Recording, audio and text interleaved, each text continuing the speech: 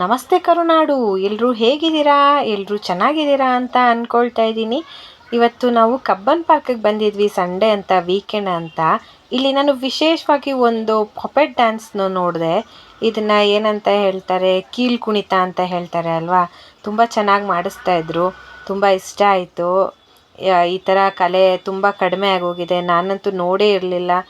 ಇಲ್ಲಿ ಎಲ್ಲ ಮಕ್ಕಳನ್ನು ರಂಜಿಸ್ತಾ ಇದ್ರು, ತುಂಬ ಚೆನ್ನಾಗಿತ್ತು. ಅದ್ರ ಜೊತೆಗೆ ಒಂದು ಶಂಕರಣ್ಣ ಅವ್ರದ್ದು ಸಾಂಗು, ಸಂತೋಷಕ್ಕೆ ಹಾಡು ಸಂತೋಷಕ್ಕೆ ಅಂತ, ತುಂಬ ಚೆನ್ನಾಗಿ ಮಾಡಿದ್ದಾರೆ. ಅದು ಇವಾಗ ಬರ್ತಾ ಇದೆ ನೋಡಿ. ಸೆಂಟರ್ ಆಫ್ ಅಟ್ರಾಕ್ಷನ್ ಆಗಿತ್ತು ಇದು. ಸಂತೋಷಕ್ಕೆ ಹಾಡು ಸಂತೋಷಕ್ಕೆ, ಕುಣಿದು ತಾಳಕ್ಕೆ ಕುಣಿದು, ನಲಿದು ತಾಳಕ್ಕೆ ನಲಿದು, ನಿನ್ನಂತೆ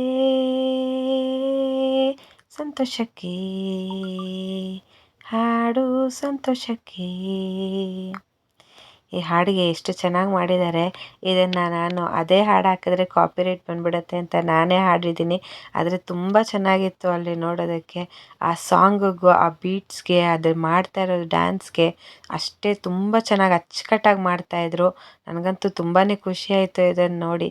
ಮಕ್ಕಳಂತೂ ಅಲ್ಲಿಂದ ಎಲ್ಲೂ ಹೋಗಲೇ ಇಲ್ಲ, ಸುತ್ತಲೂ ಮಕ್ಕಳಿದ್ದಾರೆ. ಇದು ಸೆಂಟ್ರ್ ಆಫ್ ಅಟ್ರಾಕ್ಷನ್ ಆಗಿತ್ತು ಅಂತಲೇ ಹೇಳ್ಬೋದು ಕಬ್ಬನ್ ಪಾರ್ಕಲ್ಲಿ.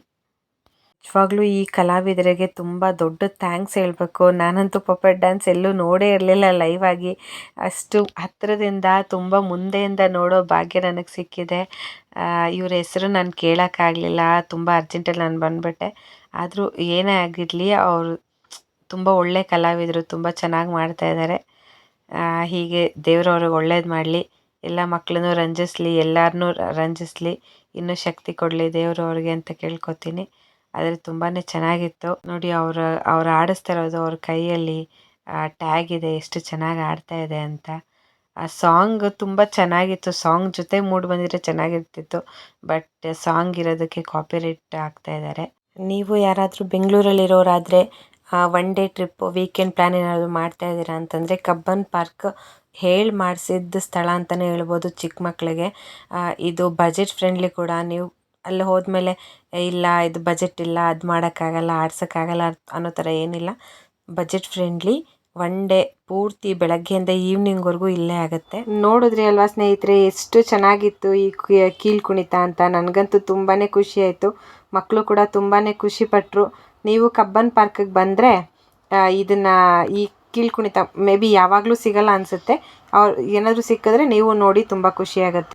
ಕಬ್ಬನ್ ಪಾರ್ಕಲ್ಲಿ ನಾವು ಇನ್ನೂ ಏನೇನು ನೋಡಿದ್ವಿ, ಮಕ್ಕಳೆಲ್ಲ ಇನ್ನೇನು ಆಟ ಆಡಿದ್ರು, ಡೀಟೇಲ್ ಆಗಿ ನಾನು ಇನ್ನೊಂದು ವಿಡಿಯೋ ಮಾಡ್ತಾಯಿದ್ದೀನಿ. ಆ ವಿಡಿಯೋ ಕೂಡ ನೋಡಿ. Thanks for watching. ಬಾಯ್.